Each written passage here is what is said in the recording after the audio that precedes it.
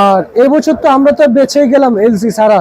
হ্যাঁ, কৃষক তো দাম আলহামদুলিল্লাহ এবছর আলহামদুলিল্লাহ পাইছে কম বেশ ভালোই। যাই পাইছে আলহামদুলিল্লাহ। আসসালামু আলাইকুম। ওয়ালাইকুম সালাম। কেমন আছেন? আলহামদুলিল্লাহ ভালো। কাকা পেঁয়াজের বাজার আজকে বাড়ছে না কমছে কাকা? একই আছে। একই আছে।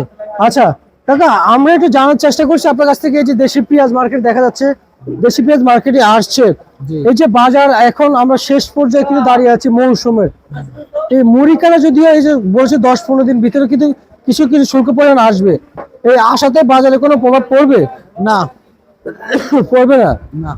আর এই বছর তো আমরা তো বেঁচে গেলাম এলসি ছাড়া।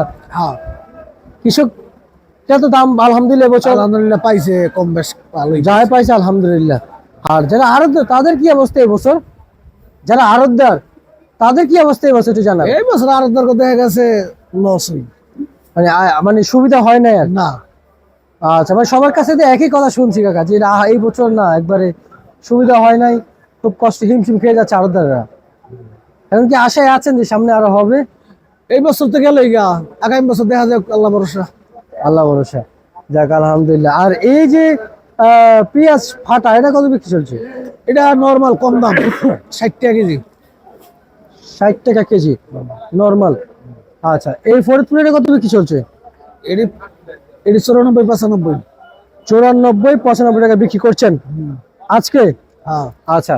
আর আর হচ্ছে যে এই যে এটা থেকে যেটা ভালোটা মোটাটা ফরিদপুরে, সেটা কত চলছে? 95। 95। আচ্ছা আচ্ছা আচ্ছা। আর আপনার পিছনে একটা পেঁয়াজ দিতে পারছি কাকা, এটা পাবনা। পাবনা কত করে চলছে? এটা 100-102। 100-102 টাকা বিক্রি চলছে। আর যে পেঁয়াজের হাটের বাজার, সেটা খবর নিয়েছেন? নিছি, ওই একই বাজার, কালকের থেকে আজকে একটু 20-50 টাকা বেশি বাজার। কত কত আমি যাচ্ছে পাবনা দেখা গেছে মাথায় 4000 পর্যন্ত গেছে। পাবনায়?